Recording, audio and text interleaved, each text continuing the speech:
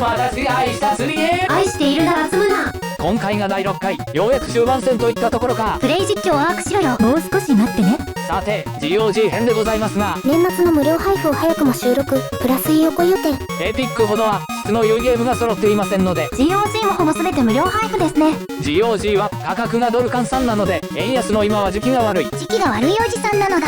まあ前はそれじゃあ紹介していくよ。魔法剣シュゲラルドザ・ピッチャーエンハンスのエディション。魔法剣シゲラルドとは当時の砲台忍者レアみたいなものか。ちょっと何言ってるかわからない。原作はポーランドの小説です。ゲームは3作品あり、これが第1作だ。個人的にはモンハンとコラボをしていたので、それをきっかけに知りましたね。一方、リッチア3が5000万本売れているので、知名度的にはモンハンより上かも。ジャンルは三人称のアクション RPG でしょう。日本語のモッドもあるようだ。次は高難度プラットフォーマー、一画面の苦行サンブレイズ。元スーパーヒーローの父が作ったトレーニングシミュレーター。これを攻略するのだ。かなり難しいみたいですが、難度を下げるオプションが多彩です。なるべく頼らず乗り切りたい。多くのプレイヤーが楽しめるように設計されてるのはいいね。見習いたいものです。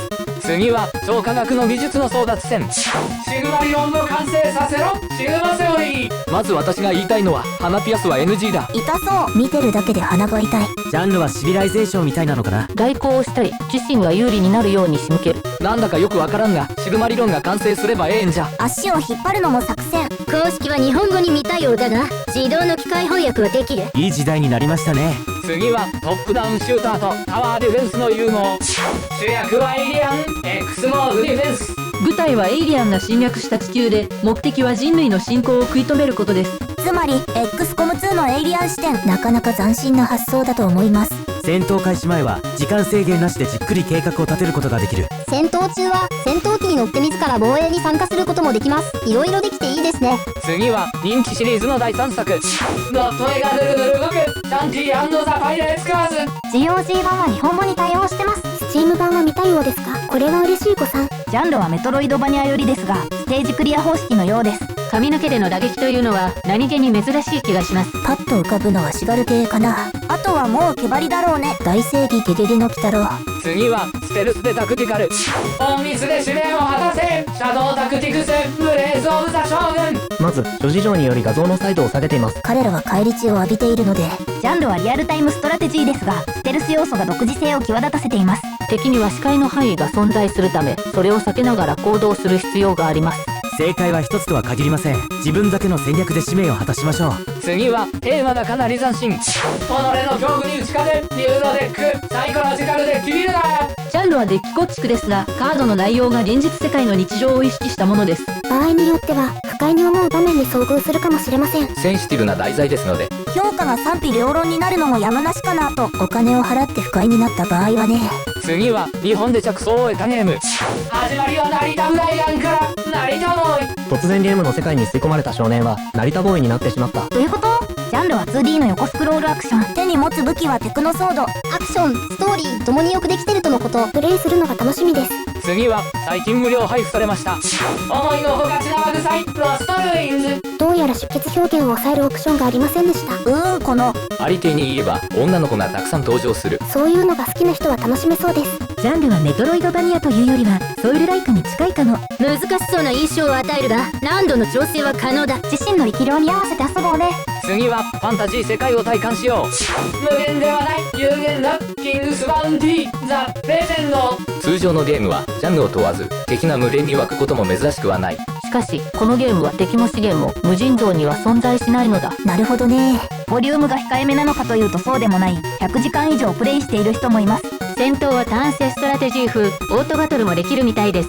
次は海の音量ではなる面かじいっぱいキングオブシーズ。ジャンルは海洋アドベンチャー、マップは自動生成されますが、ストーリーの本筋は決まっている模様。船同士の戦闘はもちろん、条件を満たせば拠点を制圧することもできます。木材を目的地に運ぶというような、いわゆるお使いイベントもありますね。次は独特の絵柄に味があるでかーい説明不要イリスと巨人。ジャンルはデッキ構築に見えますが、カードを使うと破棄扱い、そして循環しない。つまりカードがなくなると敗北です。カードを盗む敵もいるから気をつけよう。単性なのでじっくり考えられますが、非常に難しい詰将棋のような先読みが必要。ストーリーが重めなので、メンタルが安定している時に遊ぼう。次はキャンプ場を再建しよう、優しい世界ヘイブンマーク。プレイヤーは可愛いひよこを操り、寂れたキャンプ場を復活させるのが目的です。まったりと島の中をお散歩したり、心が癒されそう。もちろん他の動物とのやりとりもあります。集まってワイワイやろうぜ。次はハッカーになろう。ハックせよハックネット。